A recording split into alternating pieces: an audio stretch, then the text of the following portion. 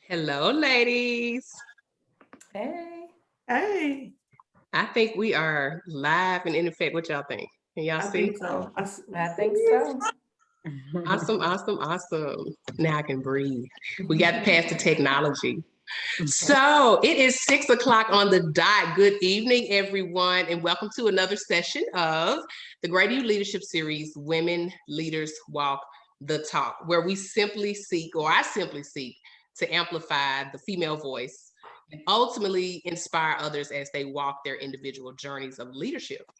The last few sessions, I'm definitely going to say they have been awing, right? I really left walking away amazed at the information that we received, the amount of knowledge shared, the laughs, because we're going to laugh tonight, the candid conversations that have pushed the envelope to really consider our existing thoughts and ideologies.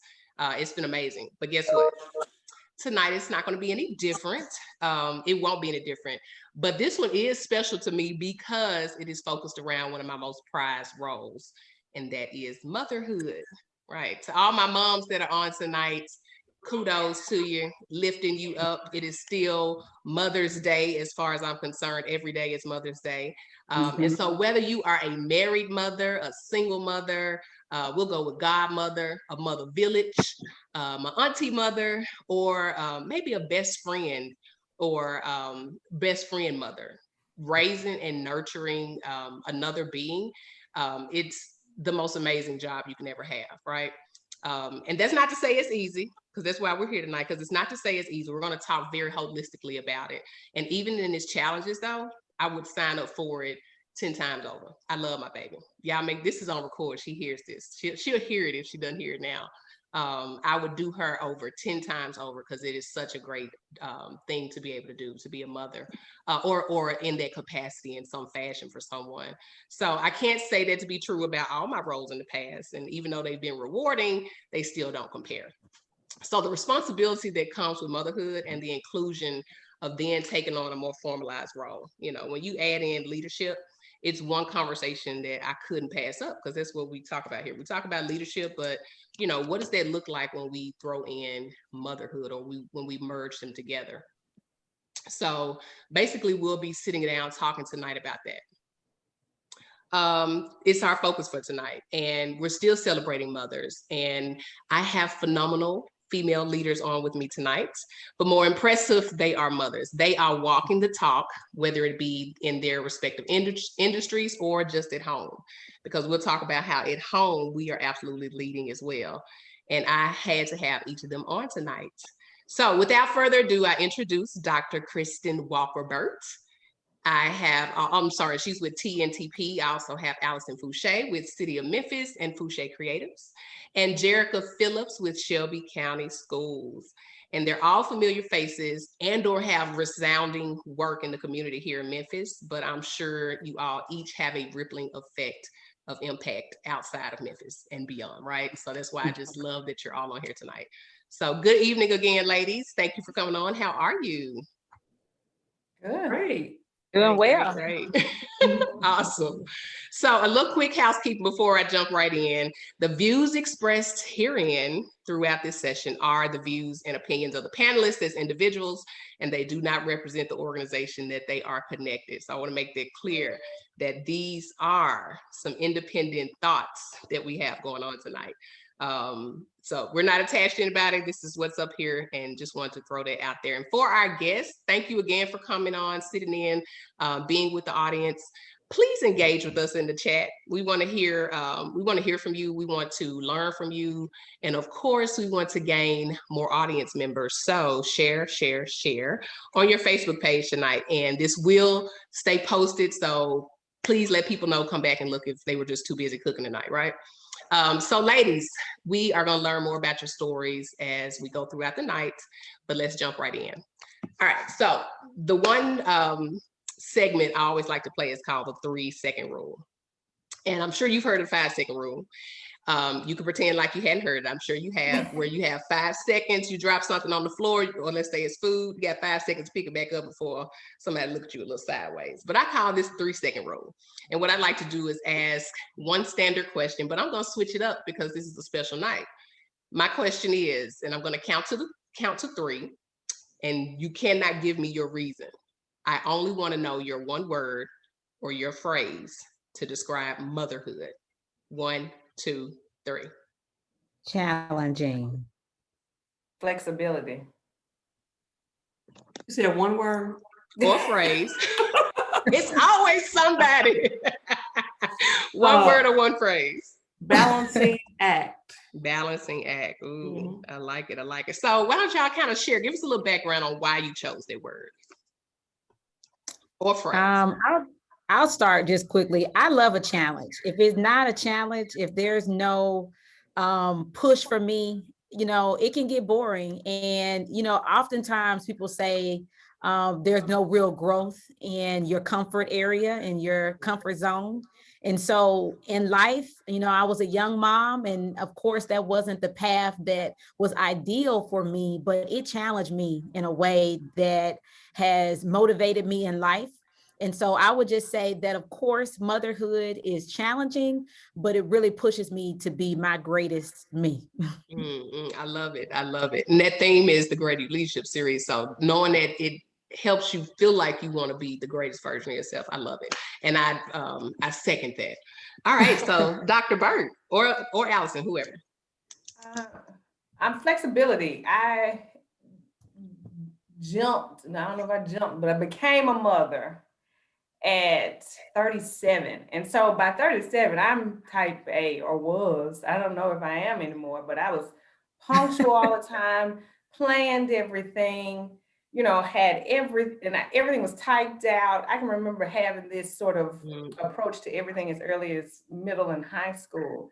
But when I had my son, I realized we have to plan things around nap time, or if son is sick, that changes my work day. And so I have come to realize that if I just approach everything, not just motherhood, but it started with motherhood, with flexibility, then I can manage it a little bit better, right? Like if I am not as dedicated to a set plan, because plans change, then I can also manage my expectations, emotions, my decisions more readily, instead of being stuck, right? When you're stuck, you get upset, you can't think, I can't find a solution. But I'm just flexible in saying, well, actually, okay, this happened. I'm probably not in this tone, but at least I'm thinking through, like, what else could I be doing right now? Or how else can I handle this situation? And that definitely came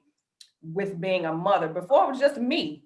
It was just me. I could be be late and nobody knew I was late and I would still be upset. And when I got married, it was just the two of us. But I have learned to sort of let things be what they will be when it's time to do that. So definitely to be flexible in all things. Yeah, I like that. And the note I made was it allows you to be able to manage your expectations, because a lot of times that's where the frustration and pulling your hair out and angriness and unhappiness and all those things that can, foster out of that.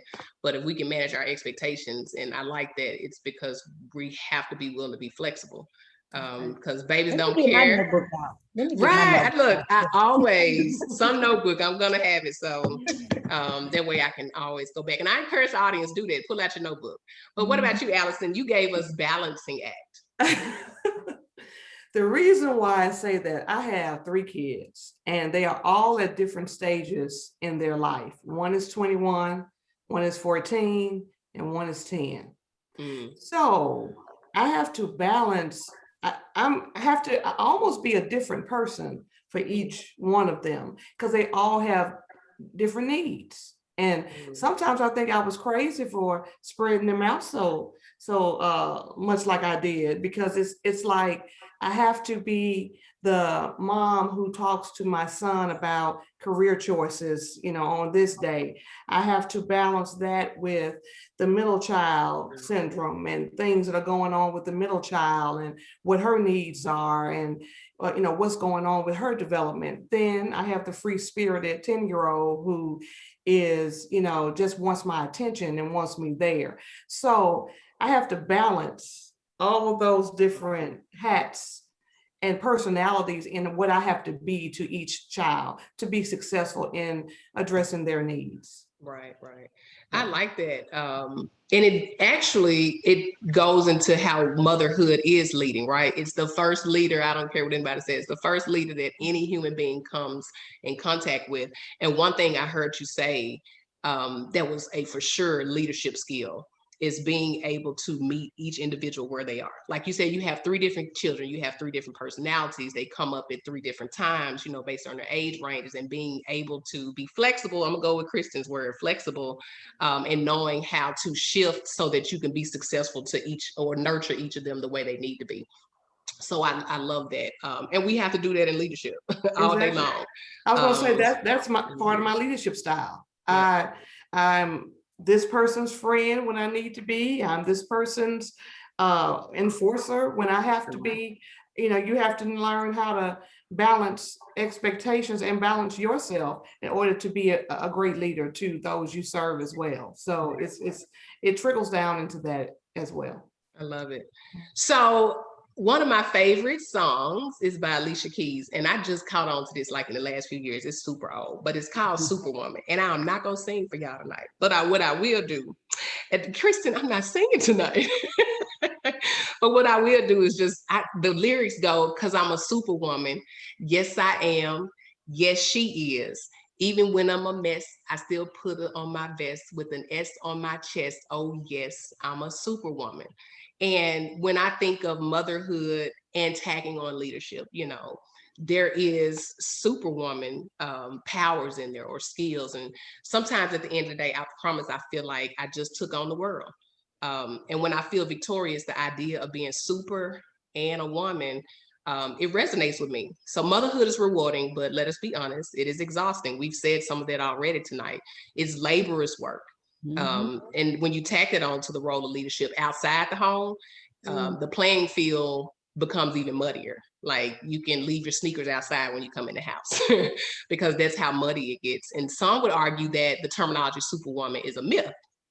Some people say it's a myth, potentially unrealistic, but I'd argue that it is possible to be a superwoman. An amazing woman is what I like to call it, but that does not mean perfection. And I think sometimes when we think superwoman, those who may not really buy into that terminology is because it's equated to being perfect, and we're not. So I just wanted to get your thoughts. What are your thoughts about being a superwoman in relation to motherhood, or, you know, balancing that with leadership? Yeah, I want to hear that. You want us to go in any certain order as you ask? Whoever wants to jump in. I'll jump in real quick, just around what you said about whether or not it's possible to be a superwoman. And I guess I'm like other people. I feel like when you say superwoman or superpowers, as if you don't have any weaknesses, right? But I like the term because it does empower you, you know, and at the end of the day, we get it done. No matter what, we save the day. So we are definitely superheroes. But certainly, I think just when we talk about trying to do it all, just keeping it real and having a fellowship of other women who understand the challenges has really helped me, because I lean on others who I trust with talking about my challenges. And also, you know, just being a public figure, I try to be as authentic as possible with people to say, hey, I know it may look like it's all, you know, good, but I want you to know, moms out there and women out there, that we struggle too. We're challenged. I go home and I cry sometimes at the end of the day because this was a bad day, but other times it's a victory. You know, we win some days and you get it all done and you feel good because, you know, you see the smiles on your children's face. I just celebrated my daughter's prom send off, and I woke up this morning, and this is a true story, texting my sister thinking about, I didn't get a corsage. That girl did not have on any jewelry. And I was just so frustrated with myself thinking about the traditional pieces that I've missed. And my sister said, Jerica, you had a baby at 17 years old. You jumped every hurdle. You sacrificed. You made it happen. She's graduating. Who cares about a corsage? You know? And that encouraged me so much, and it lifted my spirits, because again, you just get frustrated with yourself over the small things, you know, as mothers, and trying to be in these leadership roles and feel like we can do it all. But we just, again, we have to encourage ourselves. We have to find fellowship and refuge with other women. And so tonight is obviously that opportunity. That's why I pulled out my book so I can take some notes. It But is. again, I believe in it, but I also believe in being authentic about the weaknesses that come with being a superhero. Absolutely. Having that transparency with it. I love it. I love it. Yeah.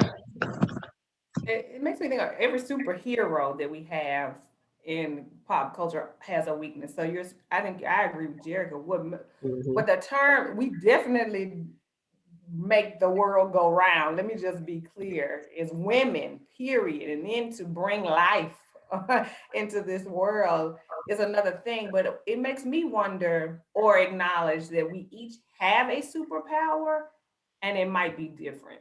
Right. And so as somebody who has a toddler, like, I look at other moms and say, dang, how are they doing that? And not in a way that compares what I'm doing to theirs, but acknowledging the thing or the things that they do that, like, I'm in awe of, and, you know, trying to find that piece in me that nobody else can do. And I think that's where it's kind of like when you're interviewed on a job, or when you have a team, like, what are the talents you bring?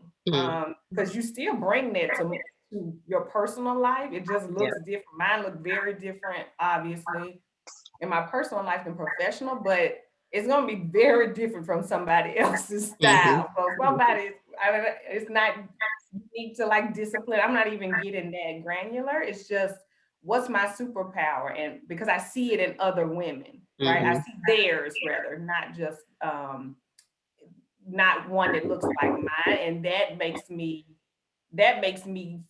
like continue to sort of lift myself up as well, to say, you're doing something right, baby. We're doing X, Y, and Z. You can tell when you see the love in your child's eyes, or when you see something else going on, like, how am I handling that? And so I just look for the strength, and I'll call it the superpower, whatever that looks like, in other moms, to remind myself that I also have a superpower, and I gotta own that and be proud of that. Right. I love it. What was my note? The tribe, the circle. Yeah, I love it. What about you, Allison? Okay, in being super, you know, we all say we're the superhero. Right. I was asked that question, if I had to be a superhero, what superhero would that be?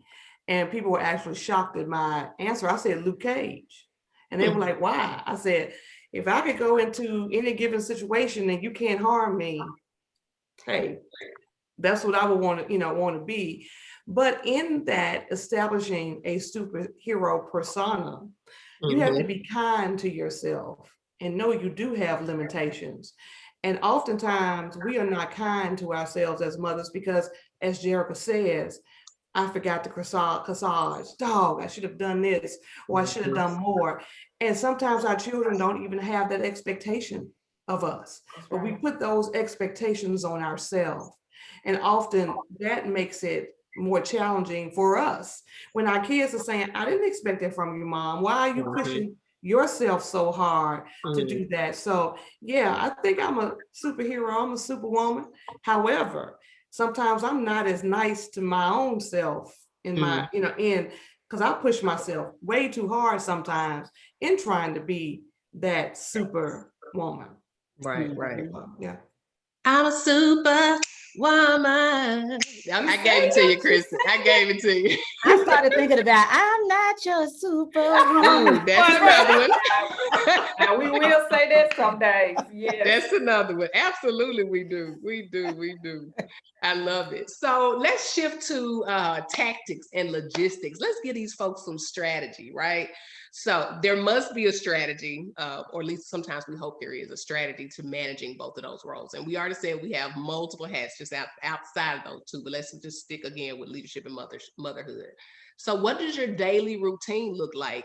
What is the day in the life of a female leader and mother? I love to hear it. We love to hear it. Ooh, okay, I'll start with that one. Loaded question. It's getting up in the morning before everyone else gets up in order to prepare for the day for not just yourself, but for the three, in my case, two that's home with me, the two kids that look up to me. So I get up sometimes 4:30 in the morning, 4 o'clock. I'm up and I have to pray, meditate, start my day, drink me a cup of tea or something, get myself in a frame of or attitude of let's start this today. Okay, then you wake them up, do, get them ready, do all that. But also in the middle of that, I'm checking the emails and seeing what's going on before that may have transpired the day before. Because just like Jerica said, our jobs as communicators in city, county leadership, and school district leadership, they never end. Something could happen while we're sleeping that we have to address the first thing in the morning. So while I'm getting those kids together, I'm also preparing for my day before I even hit the office. Okay. So I always use the expression sometimes, I'm just like the Army. I do more before 7 a.m. than some people do all day. So I have done that, come into the office, handle my day, then it starts again. You have to go pick up, you have to cook dinner, you have to, I call it the treadmill of life. It's a process, or it's what goes on every day. And then in those points, you try to find a breathing time within that for yourself. So that's why self-care is really important, because if you don't get it, you're gonna get all spastic because you're on this constant treadmill moving in one direction. So that's kind of how my day goes. And then sometimes you get home and you crash because you're like, oh, okay, I done everything and I have no more to give, but it starts back over again. Yeah, my note was starting early because I promise I am how many times can I snooze before I actually have to get up? And I've got to work on that because there's obviously an advantage to getting your start a little earlier. So, Kay Walker, Jerica. Yeah, I'm not up as early as Allison. So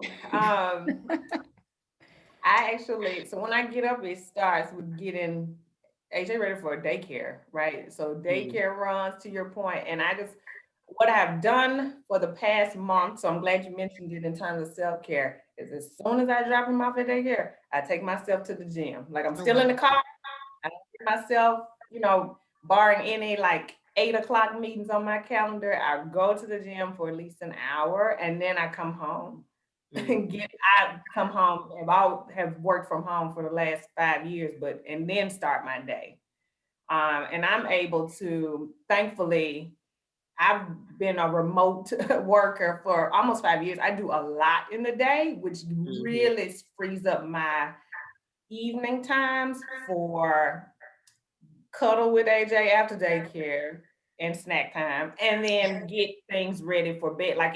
There's no way he's a toddler. So, right, it'd be hard. It's hard for me right now to not do much of what I need to do while I'm working from home in terms of getting ready for the next day for him. And I just like that flexibility in my, in the way that I can work has really been helpful. And we do that. We start nighttime routine at 7 p.m. So right when we finish, I'll be right in the loop for nighttime. And I actually do crash when we put AJ to sleep. Thank goodness. I might be like Christin Webb and I need 8 hours before I can do anything the next day. But it is sort of a repeating cycle.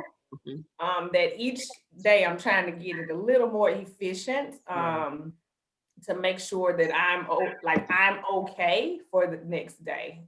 It's hard. We have those weeks, obviously, where everything is not on schedule.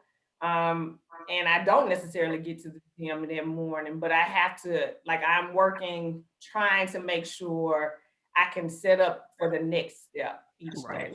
I don't get behind on and ripping and running to the point where I've lost the day. And before Jerica, you hop in, I saw a post that said, "It's the wine for me." Wine. I think it's Valerie. Yes. Bold discussions, transparency, realness, genuine, 100. Yes. Okay.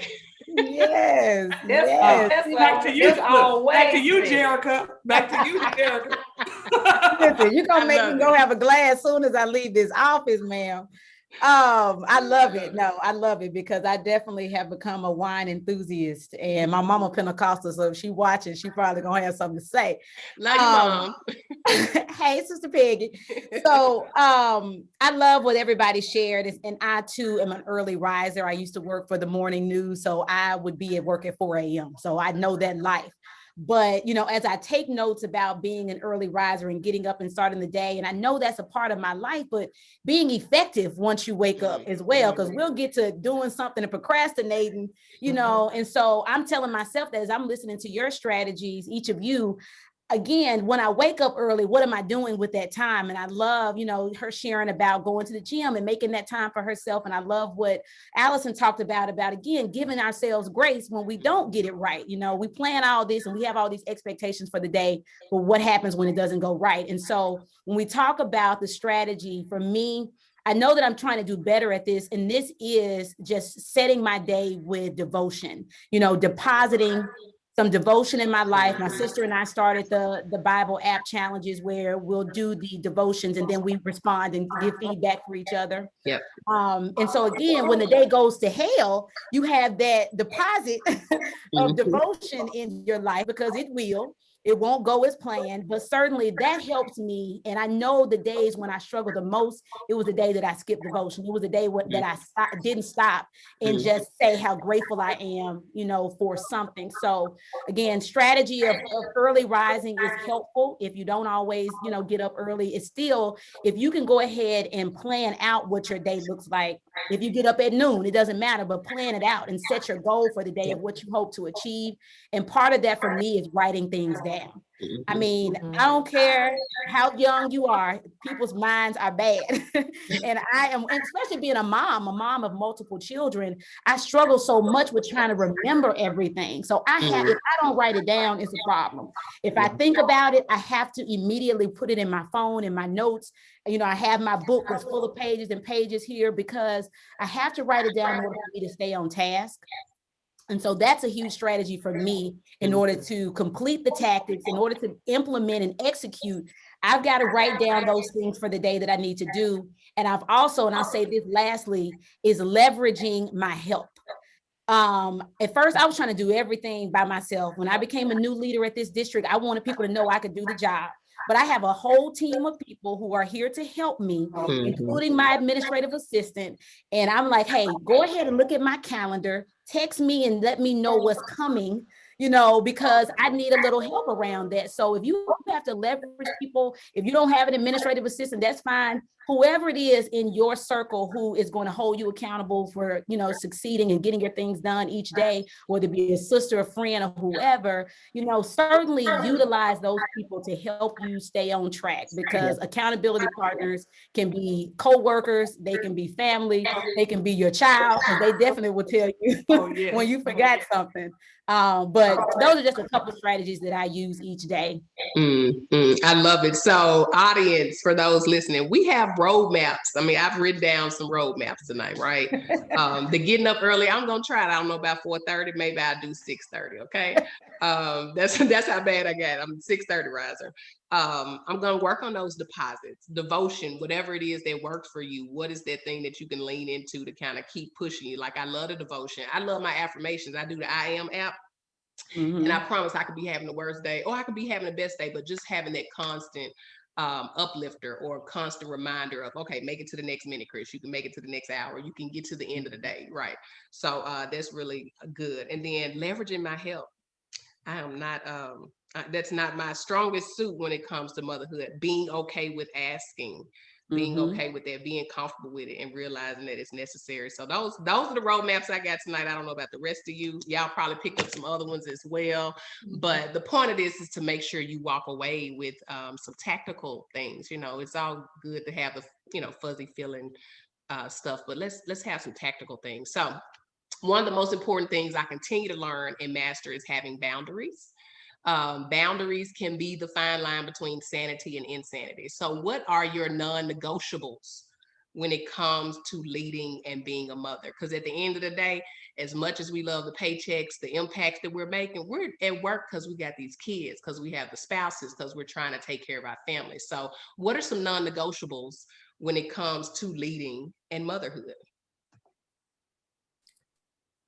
I would say milestones for our children, as well as their special events. You know, you don't miss those things. If you know your child needs you to be at whatever, you know, my daughter just had her cheer, what do they call it? Cheer banquet.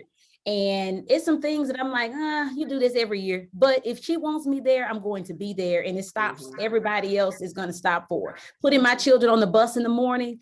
I know that I get up early, but that doesn't mean I'm going to be in the office first thing in the morning. I may get up working, but I've told folks at my job, listen, one thing about it, I'm not going to be the first person at work and then also be the last person at work and miss seeing my children go to school or come home. So my choice is I will put them on the bus. I'll get them off. I may not be there when they get home, but I'm certainly going to see them off. So that's a boundary for me as well, being there for their special, you know, events and programs or whatever. And also just making sure I'm there for the start of their day to encourage them as they're going off to school. Yeah, those milestones are important. And there are things that sometimes, I mean, I wish I could have gotten out of that work something. But the intention and the main effort is always don't miss those moments that you know they're going to be looking at you from, you know, from the field or wherever, like, where is mom from the stage? They're looking for that. So definitely, if you can make it, for sure, for sure. Kay Walker, Allison? Mine was along similar lines, milestones, but also like the times when we make memories on vacation or, you know, road. Like I am very intentional about not doing work.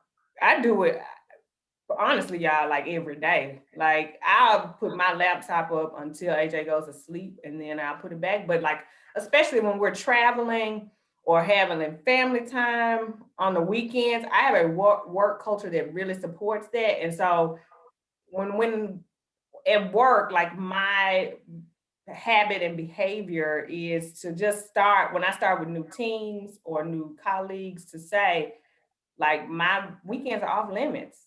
Of course, you know, we do some stuff on Sunday. I got to get something done. Deadlines happen, but the baseline for me is to be off. I'm offline. I'm off limits on weekends, vacations for sure, because you know people will test you and say, "Is she checking her email?" I'm really not checking my email because you guys know, as mothers, like you hear all the time, time flies. I'm sure you know you all hear that all the time, and I don't want to take for granted the times where I could like create and like sort of mold these memories in my head of my child at this early stage at any age. And so I'm trying to be present. And so the things that will cause me not to be present, I'm drawing the line, which is usually, especially where the work life, I would say, I don't know if I call it balance, but I'm very clear on prioritizing it. And sometimes, you know, the scale tips, but especially when it's our time and I'm trying to making sure that I'm being present for my son and husband. Yeah, I don't care nothing about what's going on. Must be nice. I know, right? That's where we're all striving. Yeah, I will say that. My work culture, my company culture does support that, and I'm grateful for that. So I know y'all always on call.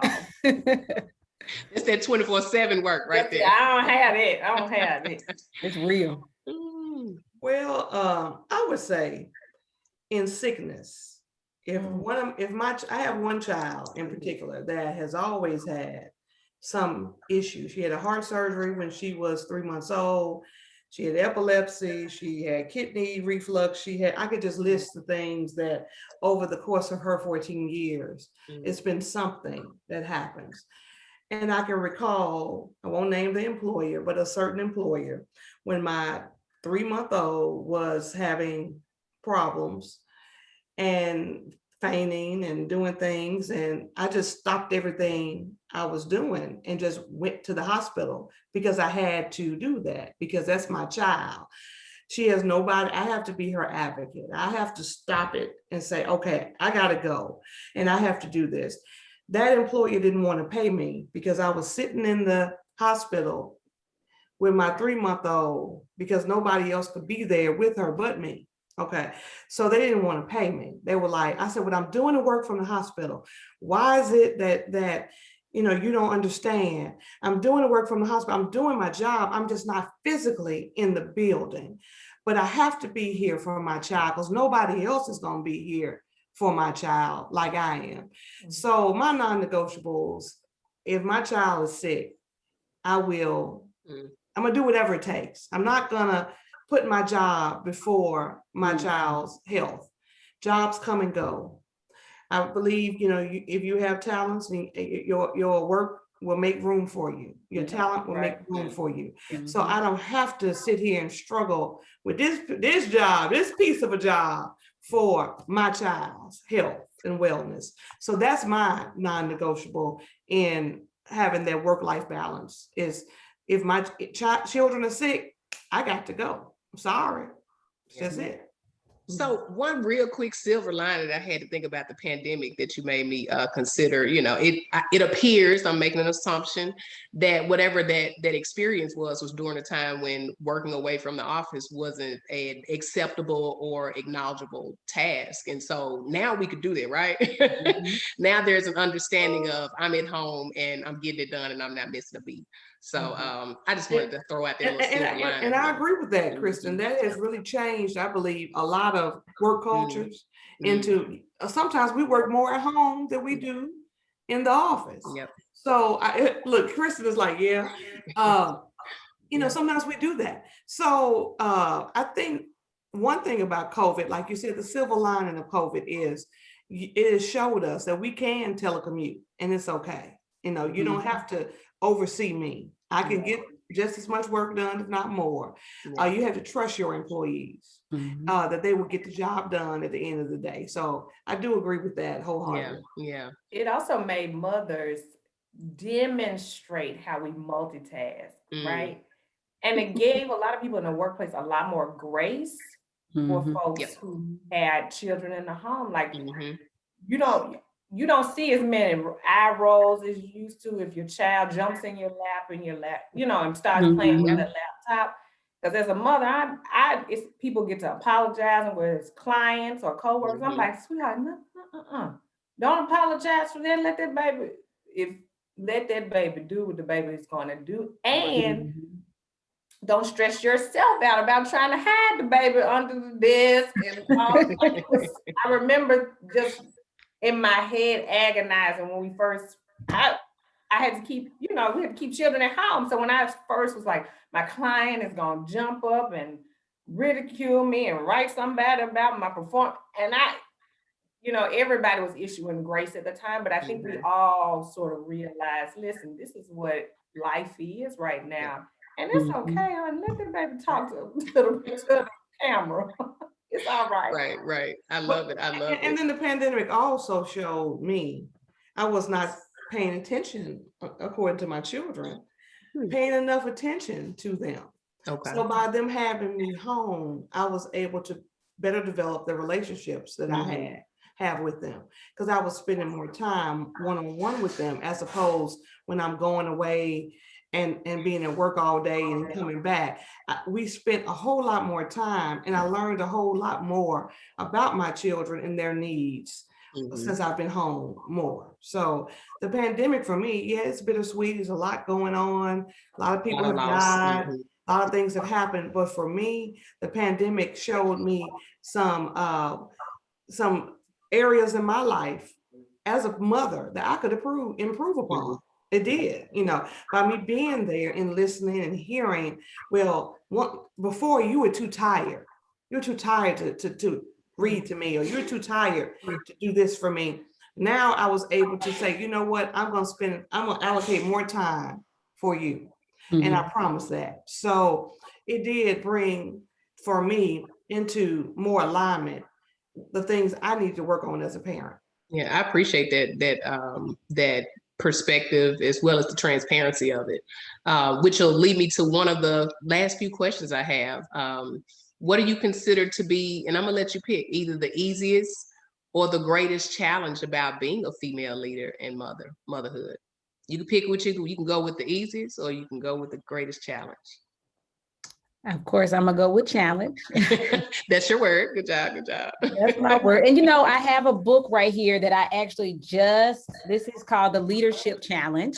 And I just presented on chapter 12 with our principals right before this call. And so everything to me just comes back to challenges, right? And I think about scripture where I think one of the disciples talked about, not hitting the mark. I don't hit the mark every day, but it's progress rather than perfection. And so I have to see that in every day, the challenges that I face, because we don't know what's going to pop up each day, whatever's going to happen. Who knew we were going to be in a pandemic? Some of these things that we do every day, I just thinking, I'm like, wow, a year ago, this was not so. And so again, the challenges of life, they help us grow. And I can remember being at WMC, and of course I will say their name. I'm still a great friend of the station, but I remember me not wanting to take on a leadership role, and I just didn't feel like leadership was my thing. I was running from it, this calling of leadership. And I remember talking to the news director and telling her I deserve more pay and this and this and that, and she was like, Jerica, you're going to have to take on a management role if you want more money. And I'm like, no, I like doing the reporting and the anchoring, but she was telling me at that time I would have to be a manager or be a leader in order to make more money. And I remember just telling her, no, I don't want to deal with personnel issues. I don't want to do this. I don't want to do that. When it comes to leadership, she said, don't you have children at home? You're a leader. You do it every day, And so when I came over to the district, again, still running from that calling, wasn't looking to be a leader. The superintendent called and said, hey, we need you to help tell our story. And that's what I was here to do, help media relations, help tell the story of the district and the great things happening. But when a leadership opportunity came, I had to stop running and face the opportunity that was before me of growth and coming out of the comfort zone. And so I embrace challenges now. I look at it as a way for me to be better, for me to hone new skills, for me to build new relationships. And so I just finished the Leadership Memphis executive class and graduated. And it was just, again, it's just opened my eyes to so many opportunities rather than looking at it as a challenge. A lot of times we use the word area of opportunity. And so again, I would just say that my biggest challenge has been growth and embracing when things are not going the right way, and understanding that every day is not going to be perfect, but there is progress to be made. Love it. Love it. Love it. Who else? No, Sharon? With the lady with the wine. Tell her to stop. Right. You normally don't get quiet. You shouldn't be getting quiet. It's the wine talking. No. I think my greatest challenge has been creating a life-work balance. That has been, just to be totally honest, because I'm a workaholic. I work. And then, I might as well be Snow White and the Seven Dwarfs, whistle while you work, because that's just what we have been taught, especially as Black women, that we have to be greater, better. We have to know more. We have to do more in order to get recognized for our talents and abilities. So that was ingrained in me. You have to work hard. So almost to a fault that I work hard. And then my personal stuff started going, and you see it in the distance. It's like, because I'm working, trying to get somewhere. So slowing down and being able to smell the roses and balance all the things I have and all the things God has given me, as opposed to just that one thing. So, as I said before, COVID taught me that you have to balance it all and balance it, give equal water in each area in your life equally, not just one. So that's been my greatest challenge, is creating a work-life balance for myself. Good deal. Good deal. Kristin? I too am practicing presence. I realized in 2020, I am actually not a strong multitasker. Like I can do it, but I'm not listening intently. I'm not really giving critical thought. My default during multitask is to check the thing. And so in 2021, I was like, all right, even at work, I'm going to be present. Like if there's a time where there is a time where you actually pay attention, but you know what I mean? Like if I can really be on this Zoom call and not be writing my grocery list at the same time, like I need to listen to the call, because I'm not in, this is a whole learning style and sort of personality thing that I've really been reflecting on, because it matches the things that I need to do at home too. Like when I'm not working. And so again, to be very present, where if my son wants to color in the coloring book, it says, "Mommy, come on," or I'm also playing football and baseball and basketball in the house, I need to do that and not be trying to cook at the same time. Like I need to do that thing with him, because that's time with him. And he's like, "Mommy, come on." And so I want to do that and not try to fold the laundry. Plus, you might burn the house down. You'll burn the house down. The laundry will be in the You will burn the food machine, all of that. But I just realized I can multitask. I'm not my best when I'm doing it though. And so like the challenge for me is to practice presence and being present in both areas. In both areas. They overlap. When I write a grocery list, I plan the road trip, all that on the Zoom call and listening for my name. But I need to be present, and same for the home stuff. Right. What did you say, Kristin? Did you hear us? No, I'm kidding. I was going with your I was going with your example, but I'm here. I'm practicing. I love it. I love it. Being intentional about where we're placing our focus, because we can get scatterbrained real quick and overwhelm ourselves by doing that. So I can appreciate, being present and really segregating where we need to segregate, where we can. And while y'all went for the challenge, I just want to point out, you all spoke to many of your strengths and some of the easiest things that you all do throughout the beginning of the portion before we got to the questions. So even though y'all went for challenge, just let you know, you did tell us what are some of the easiest things, that you all have mastered. But one more question, well, two more questions, but I want to go with this one. Is there a female leader? Because we didn't get here without examples. We aren't the mothers that we are without us pulling and reaching from one or various spaces or people. So is there a female leader, though, that represents motherhood, that has been an integral in your development as a mother and leader? And if you want to throw a name, you can, but is there someone? I was just gonna say our moms.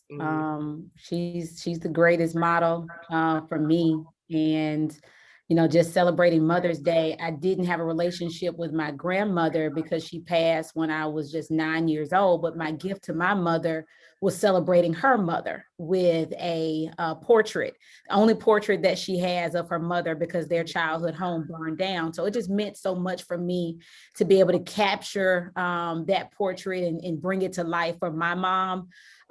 Because I know that women, I think that I can't remember the saying now, but it's like, may we be them, may we raise them, all these things. And so I know that I am strong because a strong woman raised me, and women are innate in leadership. And although we may run from it and don't want to take on the title or the role of leadership, we're leaders every single day. So I would definitely say my mother is the greatest model of leadership. And I want to point out, you said for all of us, you said moms. So don't get it twisted, Mom. I love you. I was going to say you. I don't want any repercussions after this. No. But you're absolutely right. And as I get older, I'm so much like my mom, you know, things, Oh my God. things as a teenager, I'm like, man, I'll never do that. You know, I'm gonna think differently. Oh, I'm her, and you know, that and more, but I appreciate it and I understand that, right? Now. Right. And I didn't realize that I was being taught the correct Mhm. way to do something, or the correct mentality or approach or whatever. So definitely moms being that individual. Did either of you want to attempt to say anybody else? Well, I'm glad she shouted out all the moms. Right, I know, right. right? Yes, my mom for sure. But I actually want to give a shout out to my only female mentor, and Kristin, you know her, but that's Theresa Kumaba, who Dr. just showed O. me, Oh, Dr. Dr. O, yes, who showed me what it means to have a village. Mm, And that has been, she did that before I got married, all of this, but much like our moms, like you don't know it until you're able to access it. yeah. And so for her, village, she's a village herself, but she just really teaches you what that means. And so when I got married, had a child, I was like, this is the village. And so I just want to shout her out. She's not my natural mother, but absolutely very, very close to me, and really embodies what motherhood means. Even for, she has her own children, but she takes on new folks and their children, including me. And that is a sort of system you want, and Right. beauty of womanhood and motherhood, like I try to and want to embody someday. Jumping in real quick, Christian, when you talk about that, I hear you when you say that, because oftentimes we are so consumed with our families, but in the African, culture, and in so many cultures, Yeah. it's a village. You take on everybody's children, everybody's kid, and even the country mamas, everybody, help raise everybody's children, but we're so engulfed in our children's lives and making sure they're good. A lot of times I'm like, I don't want them to spend the night, tell your friends they can't come over, but I'm trying to do better. I'm trying to allow children to come to my house as a safe place, and everybody to come over and, be there. Cause I'm like, I don't need to take in nobody else's children, but that's the beauty of village and community, when all the kids can gather at different homes and stuff. So I'm gonna do better with that. I appreciate that. I love it. And I said earlier, village mothers, I'm saying village mothers, but that village is so, so crucial. Because our mamas can't do it alone. Even if once they've sent us off, having those pockets of other spaces when we go there, and they represent it and they still nurture us the same way our moms would want us to be nurtured. It's good stuff. I love it. Allison, did you want to attempt someone else other than your mom?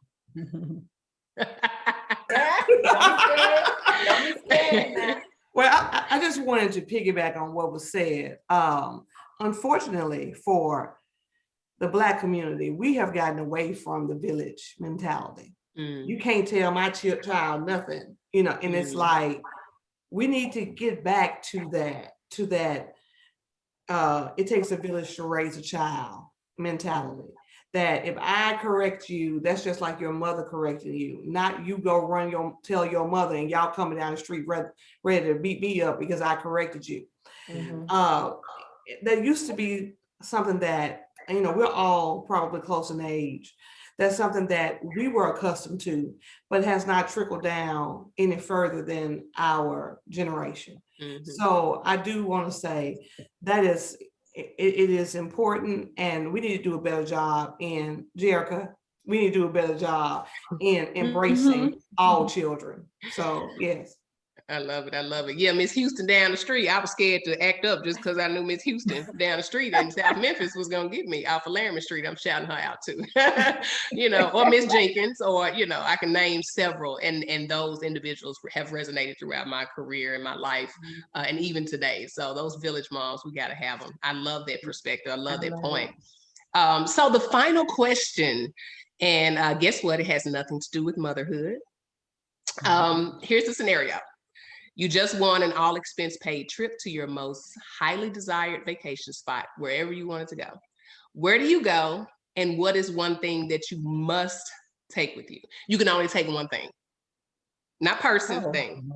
Oh, Lord. I know. And this is a COVID-free vacation. This is, we can say it's COVID-free. You can go where you want. Oh my. Okay, I'll answer. I'll start off. Okay. Okay, I took my kids 2 years. I think it's 2 years ago. It had to be about 2 years ago to the DR, to Dominican Republic. Okay, and we had a swim up pool. We had the bartender like right outside of the door. They didn't have to do anything. They could ask the bartender for anything, food, something to drink, everything. And they had a pool right there. So in our planning of trying to take them somewhere else next, I can't beat that, because every time I say, let's go here, does it have a swimming pool? No. Does it have a bartender? No. Okay, well, I don't want to go there, you know. So I've given my children an experience that they will never forget. So with that being said, I will go back to the DR and take my children, because that's a memory that they will hold on to forever. So, and we need to do that in our children's lives, develop memories. Yeah. That they will never hold on to those memories. Instead of buying toys and buying things, develop memories that they will always have in their hearts. And then when the little guys come up trying to talk to them, it's like, well, hey, my mom and my dad. Are we going to the Dominican? Are we going to the Dominican? No, we not. So the bar has been set high. So like, as they say, if you don't stand for something, you will fall for anything. So that's my answer. All right, Kristin, Jerica, what's your vacation spot and the one thing that you're going to take with you? I'm at a loss. Now y'all haven't had time. Well, I'm going to Greece. I'm going to Greece. Okay. I would go to Greece, but I'm trying to decide what to take. I'm an avid reader, but hadn't read much of anything lately. So my first thought was like my Kindle. I would take my Kindle, and just enjoy the scenery, the food, my books, all of that. Love it. Sounds peaceful. Sounds peaceful. Yes, which we need more of that. You got something for us, Jerica? No pressure. I do. So a few years ago, my sister and I were planning a trip to South Africa. We didn't get a chance to make it happen, but I love, just all things culture. And so my dream vacation would definitely be South Africa. And I know I love water. So I know they have all of that and just the landscape. So I would go there and I would take my sister because she's my best friend. And we just share everything. We can complete each other's thoughts. That's just how close we are.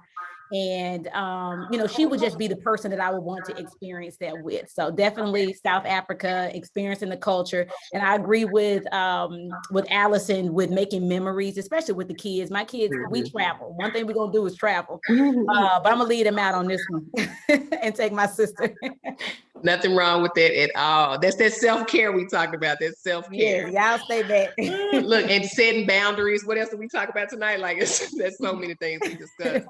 So I would say, ladies, tonight has been beautiful.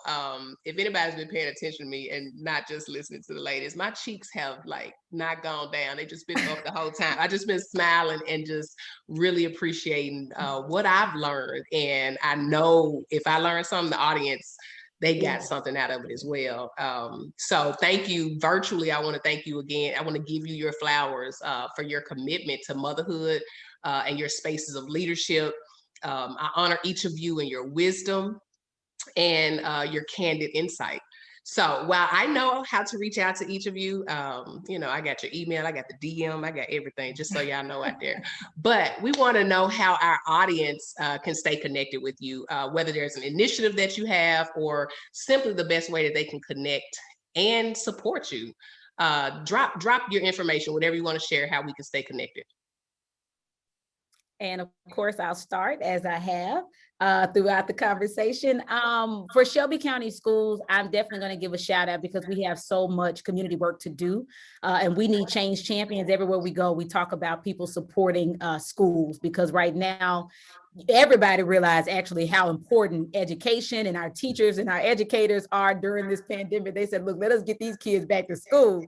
So certainly if you have an opportunity, please visit our website, scsk12.org. You can learn more about our reimagining work. We're reimagining education, schools, and communities. You can reach me at phillipsjm@scsk12.org. You can find me on Facebook and Instagram and Twitter under my name, Jerica Phillips. 2 L's and just 1 R in Jerica. And again, you know, if you are looking for a way to support schools, we have volunteer opportunities, mentor opportunities, advocacy opportunities, whatever it is that you are talented and skilled in, we want you to support our community in our schools. So certainly just going to plug my district, and I have 3 babies in the district. And so I wholeheartedly thank and appreciate our teachers and our leadership.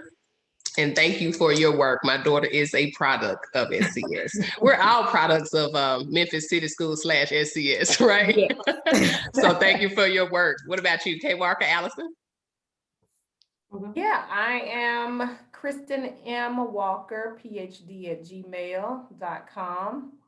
I didn't talk about it much, but I am very passionate about, as a researcher, helping community-driven programs show evidence of their work. So a lot of times data analysis is scary for small community organizations, but it's important for them to be able to demonstrate both effectiveness and impact in the community. So if you have a need and want to talk about how to evaluate your programs or think about them in ways that demonstrate impact, happy to help. Love it, love it. And last but not least, Allison.